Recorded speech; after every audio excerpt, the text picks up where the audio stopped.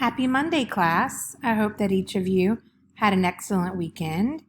We are beginning a new unit of study today, and so I wanted to give a quick introduction to each of you to hopefully help you better understand our assignments this week and the materials that we'll be covering. As you can see from the screen, I'm logged into our course and I'm on the announcements page. You will see the announcement that I just posted for Unit 3, Week 3. And we will be discussing effective communication this week. Within the body of my announcement, I give you the due dates for everything this week, as well as what the assignments are and explanations of the assignments. I apologize if you can hear the grass being cut in the background. We have lots of new construction going on in our neighborhood, and it seems like landscapers are always out, so I apologize for that. Okay, coming to Unit 3, if we come here on the left Blackboard menu and click on Unit 3, it will take you to the Communication and Wellness page. This gives you the objectives for this week. We'll be discussing basically your natural strengths kind of in the realm of communication and wellness. We're going to learn about how communication is a skill that has to be practiced, and it's required of all professionals that work in the field of early childhood. And so you're going to have a lot of opportunities when you work as an educator to connect with different groups of students and parents, and you're going to want to understand how you can effectively communicate with them so that you're aware of the needs of your students and you're able to work together with school personnel and their parents to make their education as wonderful and beneficial as possible.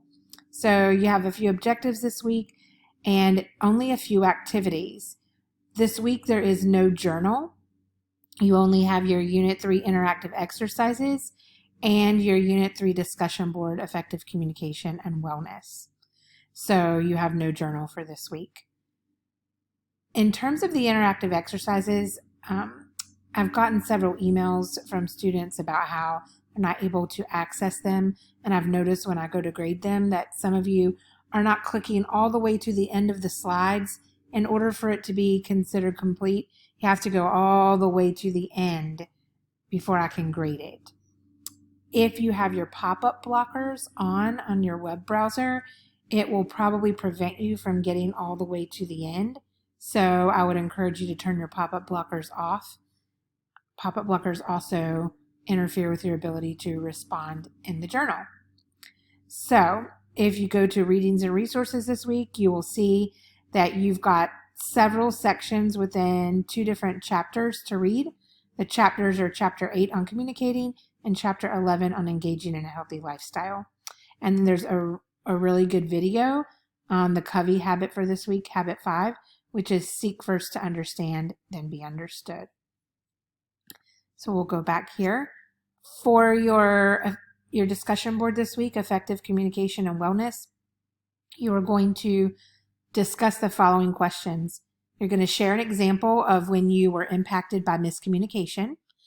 And this is an example of a miscommunication that you've had with a spouse, with an employer, with a friend. I want you to actually share the example of the miscommunication, share what happened, a brief synopsis of it, so that we can all better understand this example. And then you're going to talk about how this miscommunication could have been resolved if you had used the Covey habit for this week, seek first to understand and then be understood. And then lastly, you're going to talk about how taking care of your physical well-being, such as your social well-being, your emotional well-being, and your physical well-being, can affect other areas of your life, such as your family time, your schoolwork, or your employment. This is where the topic of self-care comes in. So you need to think about how practicing self-care, how does taking care of you trickle down into those other areas and aspects of your life. One important thing to note is that while I really appreciate people being early birds and getting in on the discussion board early in the week, please keep in mind that in order to really have an effective discussion, you need to have read the unit materials first. So I encourage you, before you hop on the discussion board, read the materials, because You're going to want to reference your learning from the reading this week in your discussion board post. So those are your assignments for this week. I don't think I have any other really pertinent information to share, except that if you're missing assignments, you can go back and complete those at any time.